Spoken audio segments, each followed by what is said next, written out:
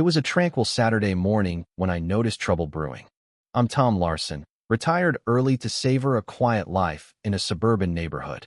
My pride was my home, especially the backyard saltwater pool, gentle on the skin, eco-friendly, and meticulously maintained. Neighbors often praised its clarity, but Diane Mitchell, the notorious HOA president, had other ideas. Diane was the kind who found fault in everything. A lawn not the right green earned a warning knock. My pool caught her eye, and I became her latest target. She seemed to resent anyone enjoying their property, especially if it involved fun. I just wanted peace, but Diane had plans. One afternoon, lounging by the pool with my dog, Max, I saw her striding up my driveway in her signature HOA Eteria pricey blouse and oversized sunglasses, screaming authority.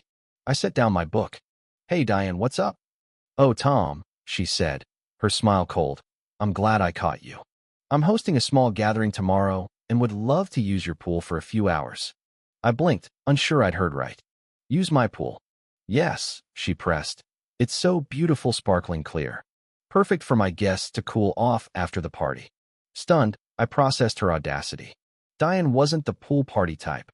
Her life revolved around control, not hospitality. Yet here she was, claiming my backyard. I forced a smile. "I'm not comfortable with that, Diane. The pool's for personal use." "Don't be silly, Tom," she cooed, too sweetly. "It's just a few hours. You won't notice, and it'll be a nice gesture for the neighborhood." "I don't think so," I said firmly. Her expression hardened. "I see. Well, if that's your stance, the HOA might have questions about your pool's accessibility rules." The threat was clenched. Weaponized the HOA to bully me. My blood pressure spiked, but I stayed calm. "Fine, Diane. Have your party, but ask first next time." She nodded, smug, and marched off, leaving me fuming.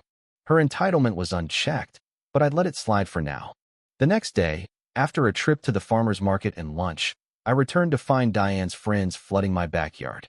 They laughed, chattered, and lounged in swimsuits, acting like my pool was their resort. A knot formed in my stomach. Max stayed calm, but trouble was brewing. By the fence, I saw one guest splash water while another raised a cocktail, toasting their takeover. Something snapped. Enough was enough.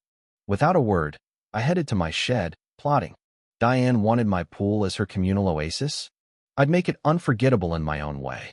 I decided to transform it into a fish pond, not just any pond, but a spectacular one. I started draining the pool, a slow process, but manageable. As the water receded, I laid down hundreds of gallons of pond liner across the bottom. I arranged large rocks for a natural look and added buckets of aquatic plants. As the sun set, I introduced the final touch. Vibrant koi and goldfish, ordered from a local supplier, arrived promptly. I released them into their new home, their colors shimmering in the murky water. The transformation was complete. My pristine pool was now a stunning, unconventional fish pond. As I admired my work, Diane's party grew louder, guests swimming, laughing, drinking. They were about to meet my surprise. Grinning, I stepped to the pool's edge. "Hey, Diane," I called. She looked up, startled, then saw the pond. Her eyes narrowed. "What is this?" I shrugged. "A fish pond, Diane. Thought it'd be nice for your guests, more natural, don't you think?" Her guests froze, staring at the koi gliding below. One dipped a hand in, then yanked it back, wary of the unfamiliar water. "Tom, this is outrageous," Diane shouted, face reddening.